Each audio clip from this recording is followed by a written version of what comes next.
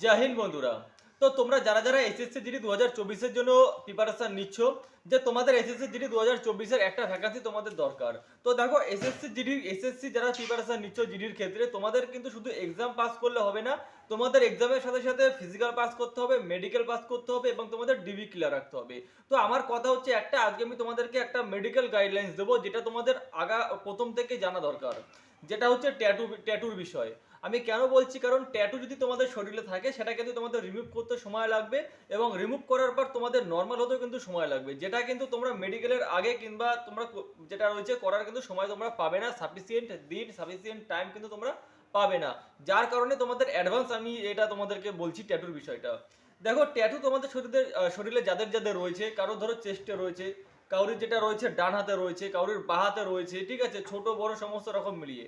তো ট্যাটুর কিন্তু ফোর্সে একটা গাইডলাইন্স রয়েছে, যেটা তোমাদের রিক্রুটমেন্টের হিসাবে, যে তোমাদের যদি বাঁ হাতে খুব ছোট অক্ষরে তোমাদের নামের প্রথম অক্ষর হয়ে গেল কিংবা যে কোনো ডিজিট হয়ে গেল খুব ছোট থাকলে কিন্তু কোনো রকম কোনো কিছু অসুবিধা হয় না।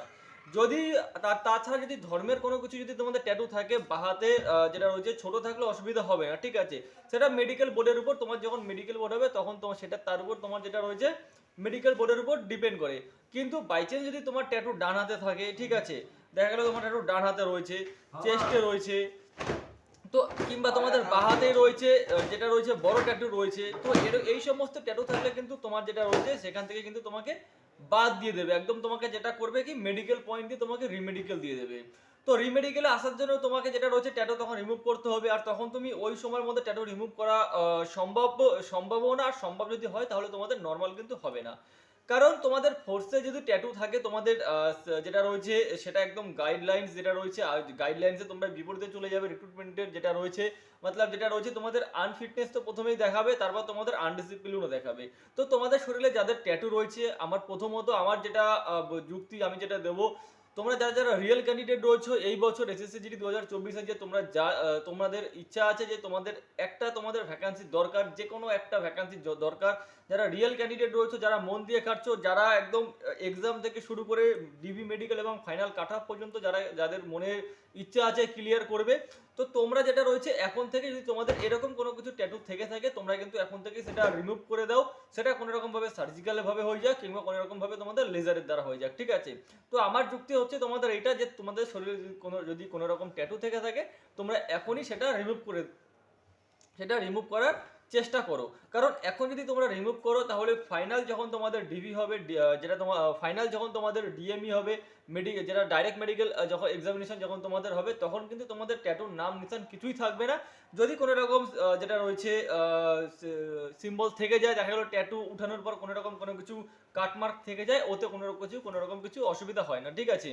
তো আমার হচ্ছে একটাই কথা, যে তোমরা এখন থেকে যাদের ট্যাটু রয়েছে সেটা তোমরা রিমুভ করে দাও। সেটা কোনো রকম সার্জিক্যাল ভাবে হয়ে যাক, সেটা কোনো রকম ভাবে লেজারের দ্বারা হয়ে যাক, তোমাদের ওইখানে তোমাদের নিয়ারেস্ট আশেপাশে এই ট্যাটু বিষয়ে যারা ট্যাটু করে, যারা রিমুভ করে, সেখান থেকে তোমরা যোগাযোগ করতে পারো। আমি এই কথাটা কেন বলছি এখন থেকে রিমুভ করতে, কারণ তোমাদের এখন এক্সাম চলছে। তো এখন তোমাদের আগামী দিনে তোমাদের এক্সাম আসতে চলেছে, ঠিক আছে, 1 মাস বাকি। তো এখন তোমাদের এক্সাম আর মিডিলে 1 মাস বাকি রয়েছে। তোমরা যদি এখন হালকা পাতলা করে নাও, আশা করি কোনো রকম কোনো কিছু অসুবিধা হবে না।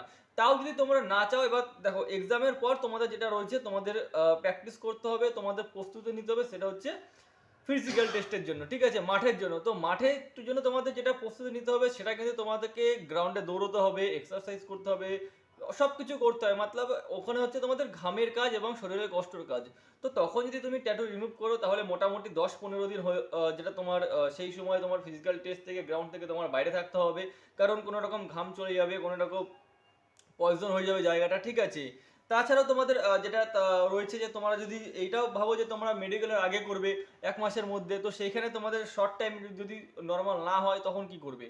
তো আমার কথা এইটাই রয়েছে, যে তোমরা যদি রিয়েল ক্যান্ডিডেট যারা রয়েছে, যাদের শরীরে কোনো রকম কিছু ট্যাটু রয়েছে, তোমরা যদি এইবার এসএসসিতে একটা পোস্ট নিতে চাও, তোমরা ট্যাটুটা তোমরা রিমুভ করে দাও। সেটা তোমাদের ক্ষেত্রেও ভালো হবে এবং মেডিকেল বোর্ডের ক্ষেত্রেও ভালো হবে। আর প্রথম কথা তুমি তোমার দিক থেকে একদম ফিট থাকবে, ঠিক আছে? তো আমার কথা হচ্ছে এইটাই। তো বুঝতে পারলে আমি ভিডিওটা কিসের জন্য করলাম, এটা আমি অ্যাডভান্স বলে দিলাম, কারণ এটা তোমাদের অ্যাডভান্স জানা দরকার। তো মেডিকেল সম্বন্ধিত যদি আরও কোনো কিছুর পয়েন্ট থাকে তোমরা অবশ্যই ভিডিওর কমেন্ট বক্সে কমেন্ট করে দেবে।